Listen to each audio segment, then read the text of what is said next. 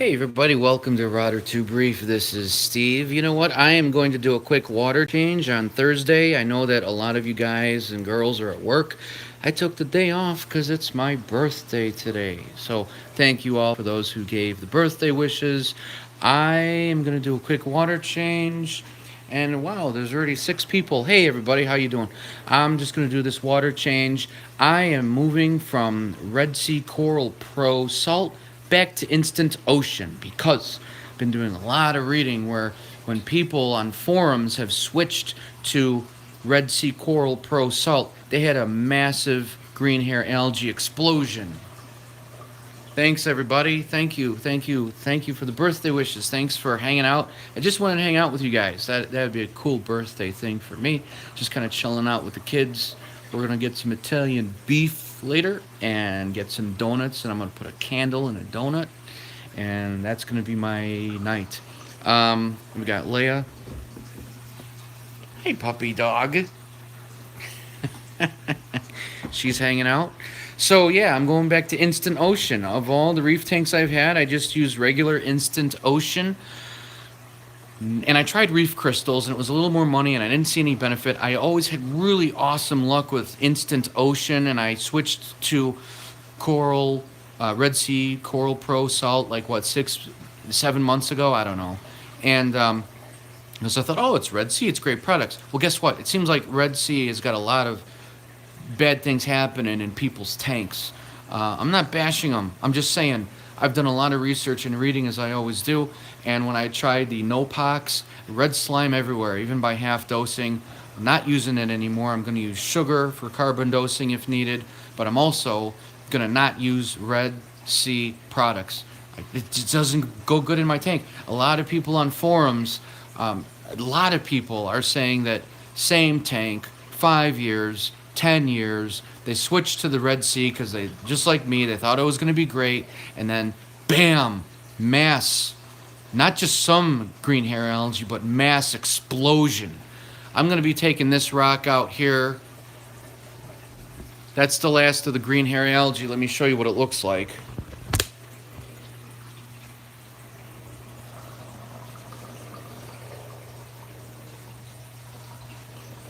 Just nasty. So sick of dealing with that stuff. So I'm going to switch back to my Instant Ocean. I also have removed the sand bed. There's no sand bed in here.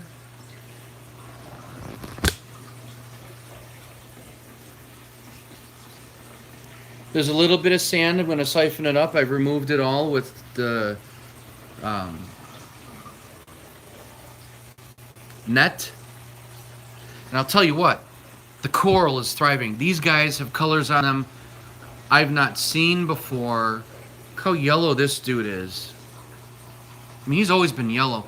My fowlery tang, he's doing really well. His dorsal fin is back up. He's got a little scar on him, not bad, but he's doing great. Everyone's just more colorful. Like I said, these zoanthids are just outstanding. These did not have the color to them. They were just dark burgundy boring. And now they've got little flecks of let's see those dots of flecks of rose. This looks so much prettier in real life. The camera doesn't do it justice, but now look at this. This guy's a beast. It's 50 heads.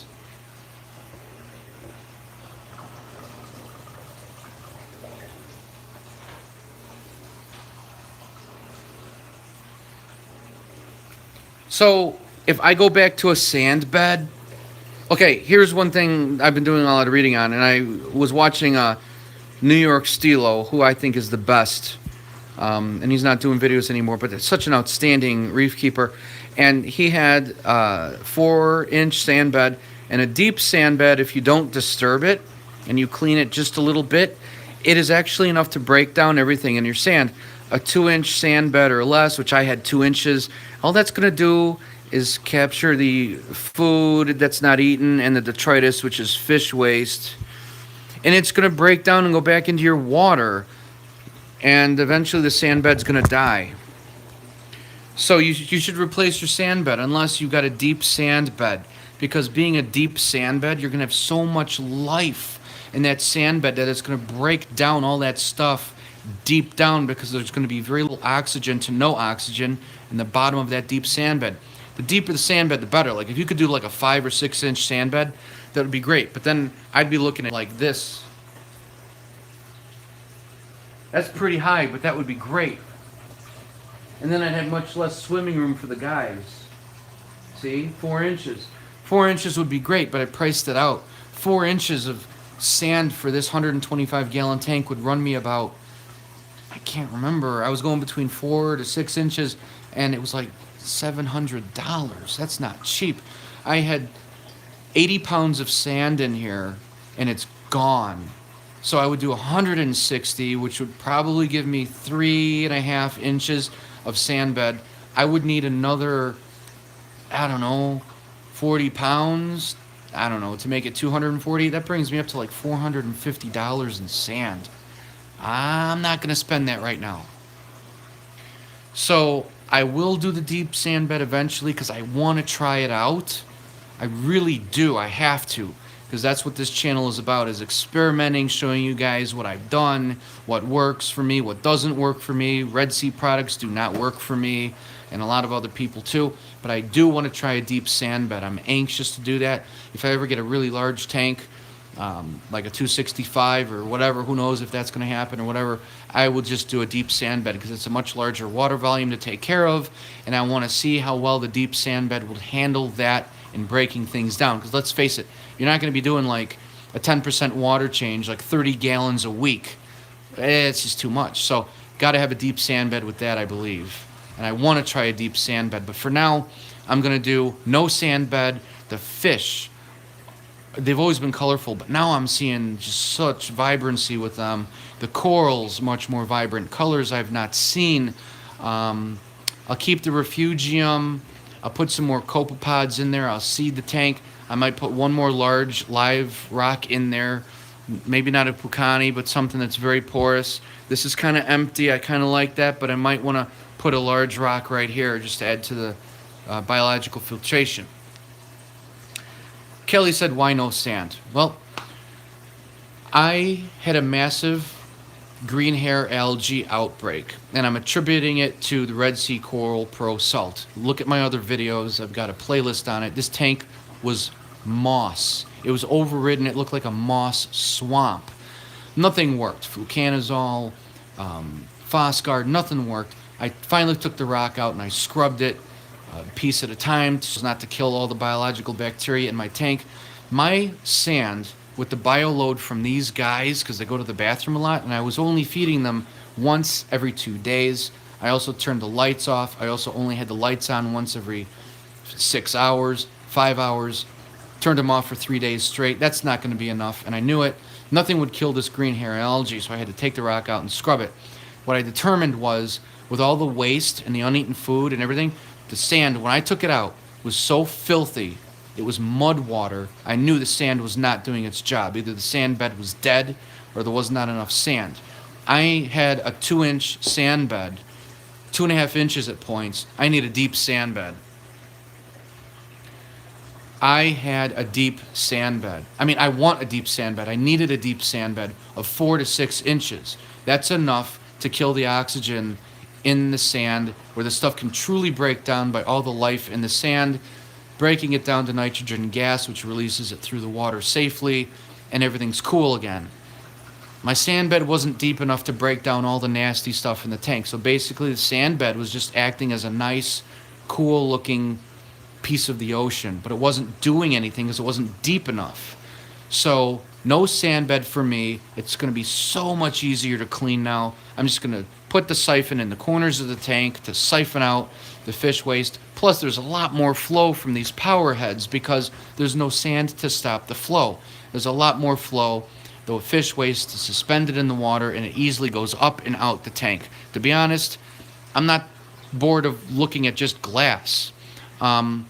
It's nice to just have a little bit of dusting of the sand on the bottom, as you can see. I thought about just getting one 20-pound bag of sand just so I can have like a 1 millimeter thick sand bed. It's not going to act as a sand bed. It would just purely be cosmetic. I might do that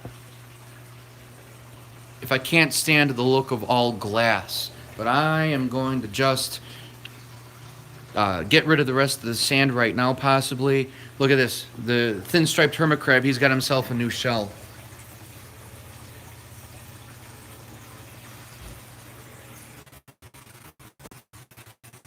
I think that dude is too small for that shell. But anyway, so talk amongst yourselves. Here's my sump.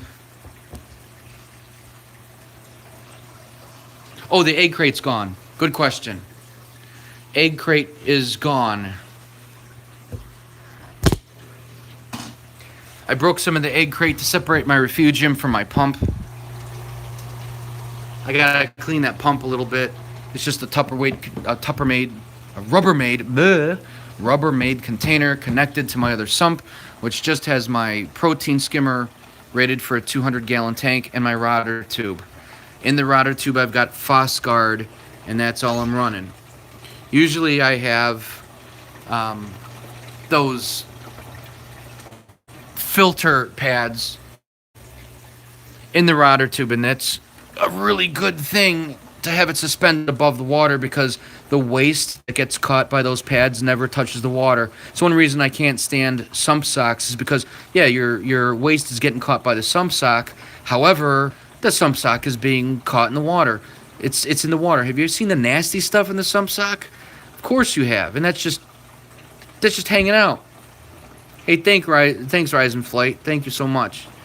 So there's sump socks are catching all the nasty blackness, and the sump socks are sitting in your water with the rotor tube here, this clear 3-inch PVC pipe. It goes through, flows through, catches everything, suspends it above the water column, and it just puts the water back, plus oxygenates it because there's a lot of bubbles and everything hitting the water. Not so much with the way. Don't forget to check out RotorTubeReef.com. Join the community. It's free. It's a forum. It's great. We get newcomers every day. The website's been up for about a week. It looks cool. People really like it. They're doing a lot of posts every day, asking questions, putting pictures of their tank and all this cool stuff. The Facebook group is also still available. Check out the links for the Facebook group. The things I use in my tank you can get on Amazon. Link to everything I use in the video description below. And link to the website, RotorTubeReef.com. So, I'm going to vacuum this. I'm putting Instant Ocean in. No more Red Sea Coral Pro Salt. If someone wants Red Sea Coral Pro Salt, I got pretty much a brand new, huge container. I'll sell it to you for like really cheap if you want it.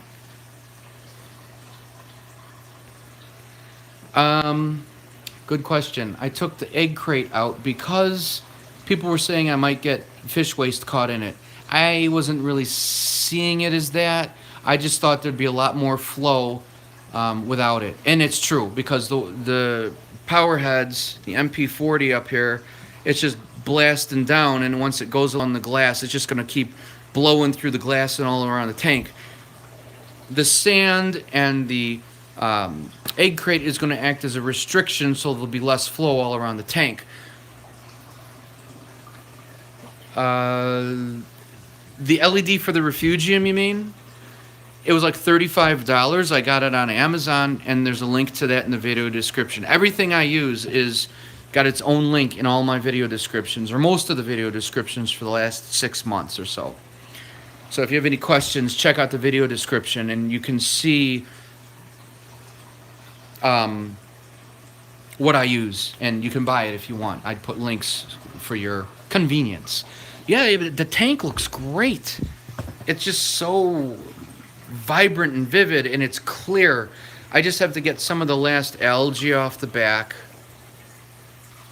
So let me just do a water change here. I'm going to siphon out the sand.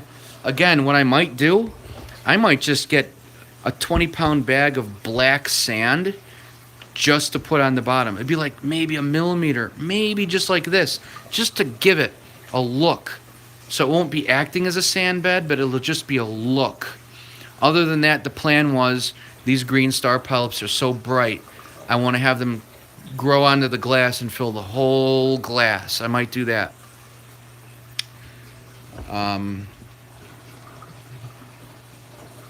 So I don't know. I might just get a 20-pound bag of sand. It'll cost me 18 bucks just for cosmetics. It's fine. I think once I get this all up, I might be bored with just plain glass. So I'm going to do it just for cosmetics and just get some sand.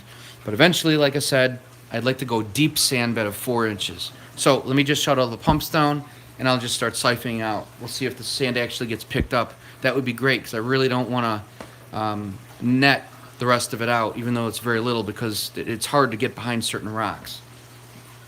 Yeah, I'm excited. I'm going back to Instant Ocean. I'm getting rid of the Red Sea Coral Pro. I think that's pretty confident that's what exploded the green hair algae issue.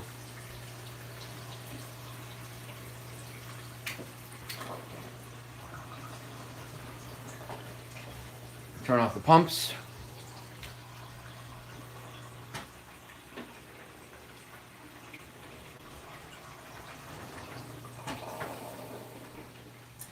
Again, thanks everybody for joining me. I know you guys are working, but you'll check out the video later, I'm sure. Couldn't wait to do a water change. I'm going to do a water change now. I'm going to do a water change on the weekend. What's up? So I won't be able to read what you guys are saying. I'm going to do a water change. Get the sand out of here.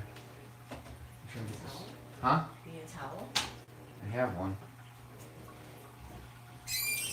Just doing a water change. How am I going to get outside?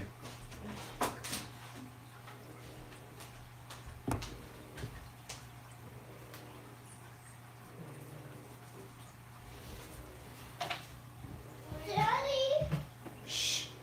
I don't want to go to that place. Finally, I'm filming right now, so shh.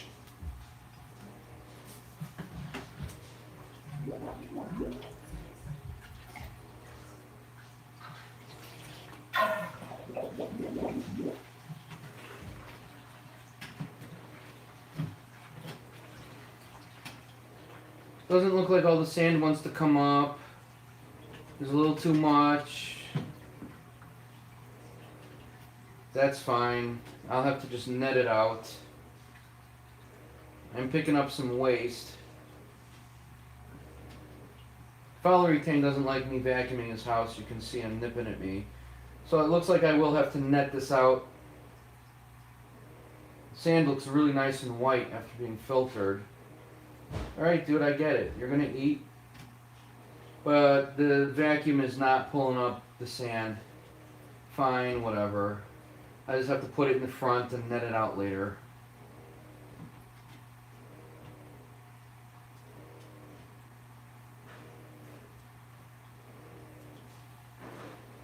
Or you know what, I'll just use a rubber hose. That should be a stronger, a wider hose, because this is only like 1/2 inch wide. That should take care of that. I'll have to use that next time.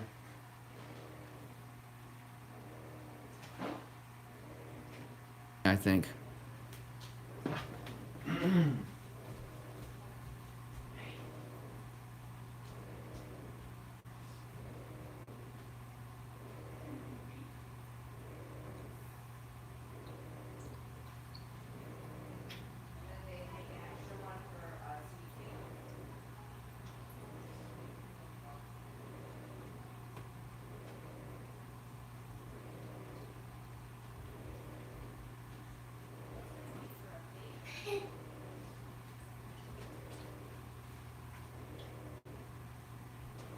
Hi guys.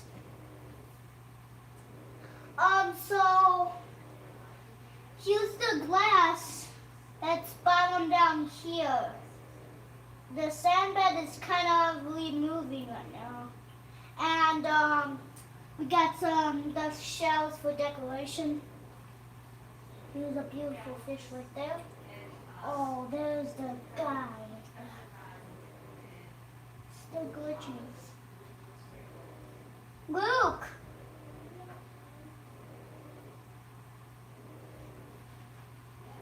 Look at this crab over here.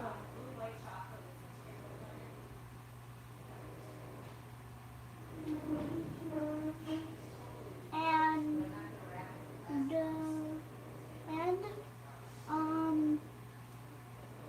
there's some green algae. This is my dad's fish aquarium. channel. And this is just for decoration too. And all these rocks. Back there, I don't know what's that dot's for. There's still dirty back there. So, guys, do you have a clean fish tank or a dirty fish tank? Bye.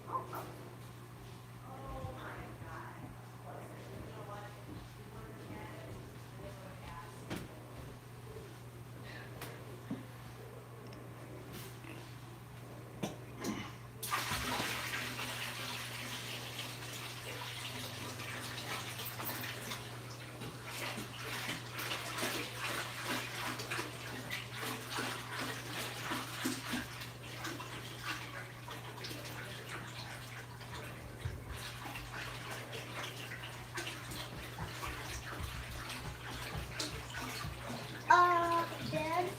Yeah. What is your people name? The people's names?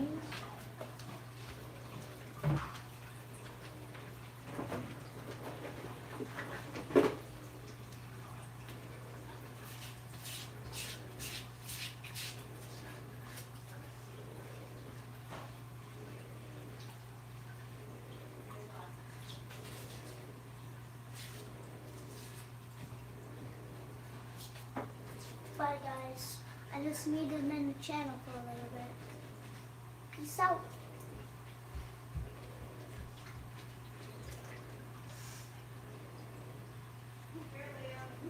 Hold on.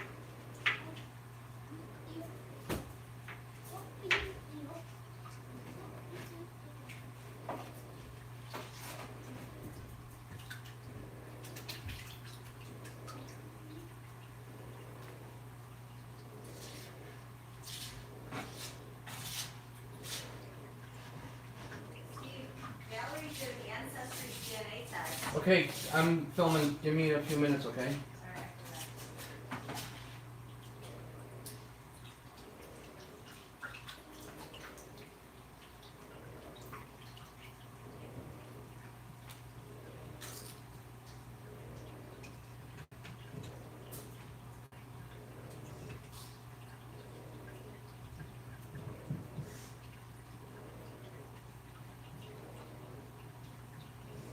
Mommy?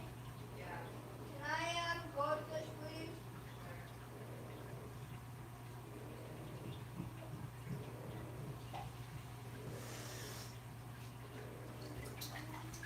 It's a little filthy because I scrubbed some of that green hair and algae off that rock. Turn the pumps on.